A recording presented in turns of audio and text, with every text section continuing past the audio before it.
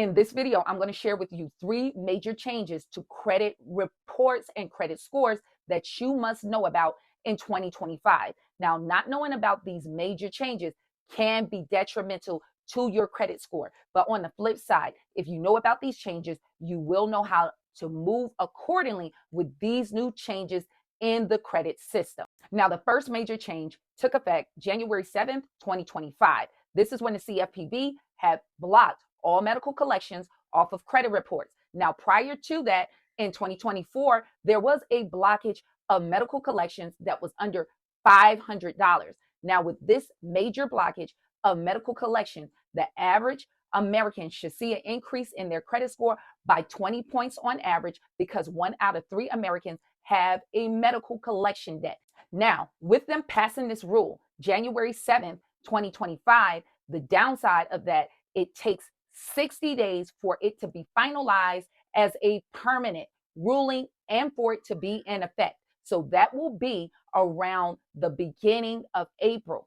But with the new Trump administration putting a pause on the CFPB, we must watch to see if they will roll back that ruling. And if that ruling is rolled back in that 60 days, then we can see these medical collections coming back on your credit report or just remaining there. So you want to keep an eye out for that change that is expected in the next 60 days. Now, also what you need to know that when it comes down to collections on the consumer side from credit cards or different phone for your cell or leases, those things will remain with those consumer collections.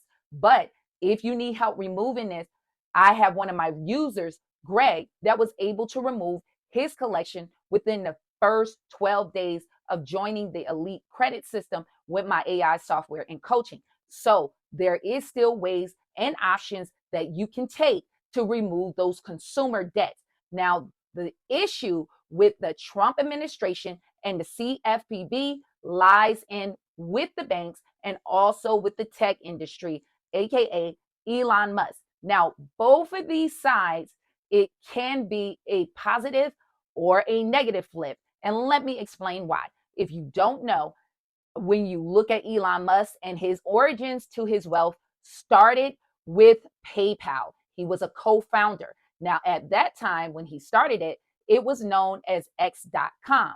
And now you know that he owns X, which is formerly known as Twitter. And what the issue with Elon Musk and Fintechs with the CFPB, it was recently ruled on 2 tech companies that they will be oversight of these payment type of processors like Cash App and those that are making payments. Elon Musk wanted to turn Twitter, which is now X, to a payment processor, just like he did with PayPal. And so with all those users, they could have like Apple wallets that we will see and buying like with Apple Pay, but this would be a X style type of payment processing. Now, with Apple and some of these varieties of banking and lending, it has been positive for those who have troubled credit. So for instance, those that can get the PayPal credit card or Venmo credit card, because these are alternative lenders, this gives an opportunity where you can get credit cards with lower credit scores, just like the Pedal credit card or Tumo that had a credit card and Credit AI. So when it comes down to fintech companies, they, unlike the big banks, can actually look at your income versus your credit history to give you credit cards and lending. And so for those who don't have the options to go to big banks, these alternative options can not only give them some kind of access to funding, but also help them build their credit reports, because many of these will report to the credit reporting agencies. Now, the issue with the CFPB, they still want to make sure that there are steps in place for consumer privacy. And if they have late payments, some kind of way that there's a dispute process where the consumer can be protected and heard. So both of these sides do have valid points, because too much regulation will shut down lending. But we still need these watchdogs like the CFPB, because if you had an issue with big banks or with your credit report, you could put in a complaint there. Now, the CFPB recently brought lawsuits against Experian and Equifax on the way they were not handling and fully investigating disputes.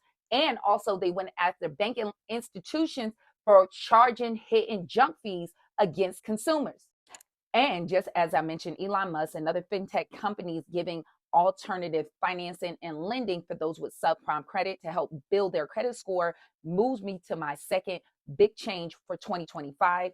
And this article is rolling out the announcement that you have buy here, pay here accounts like a firm is now looking to report to your credit reports.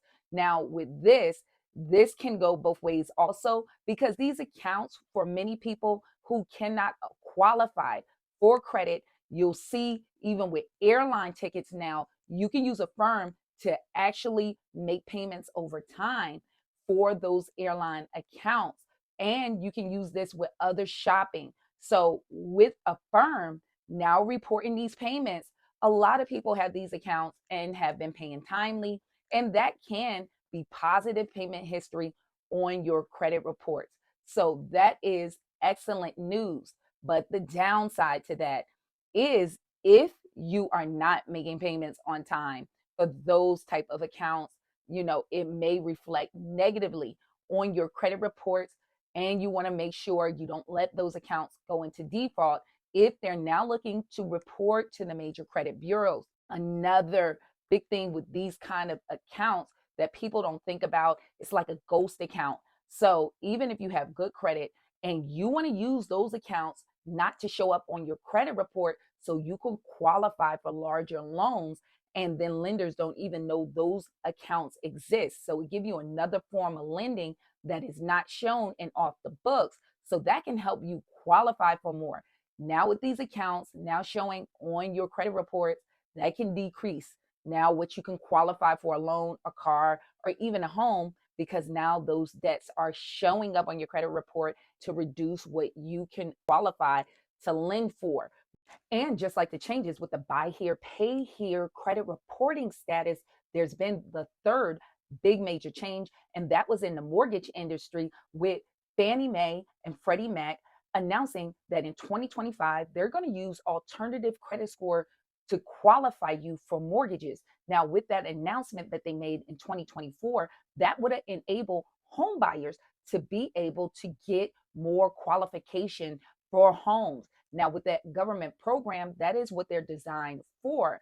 And what they were going to just look at was your Vantage score 4.0 and FICO score 10T. Those two models allow for rent reporting accounts and other alternative accounts like utility bills to count towards your payment history, when those other old scoring models do not take that in an account. And so that way, by using the Vantage score 4.0, that is like your Credit Karma score. And a lot of those scores that's Vantage, you will see your credit score a lot higher. So that can leverage to more approval. And with the FICO 10T, the only downside with that T is for trending data. So they would have been looking at actual balances carried on credit cards on the past 24 months. So if you're constantly carrying those balances, that could have counted against you. So this did have a double-edged sword, but now that program is on pause. And the reasons why, they found mass corruption recently with multifamily lending accounts. And these multifamily complexes were actually having diverse types of misinformation and causing a big credit risk when it came to those institutions. So now that program is on pause, and now they're going back to only looking at those older scoring models. And so with those older scoring models being a classic FICO score 2, 4, and 5, then that is going to be a lot of times a lower score for a lot of people if you needed those kind of rental payment accounts and alternative accounts to help increase your credit score. But the positive side of that is you don't have that trending data feature. So with those credit card balances, with those older models, at least if you pay off your credit cards or pay them down in a 30-day window, once those balances update, you could see your score with those older models raise up really quickly. Instead of the FICA 10T, they're looking at debts that you were carrying for 24 months. So the whole thing is with that 10T, if you paid down your credit card, even totally off, it still wouldn't help you as much because they're going to look at the time you were actually carrying those balances. And if you weren't paying it consistently going down, that would account against you. So this can be positive and negative depending on what side that you stand on. So those are the major changes to the credit scoring models this year for 2025. So if you have any question or comments, leave it in the comment section. But if you have more detailed questions for me, you can go to my website and all your questions go directly to my cell phone. I hope to see you guys in the next video. Stay tuned.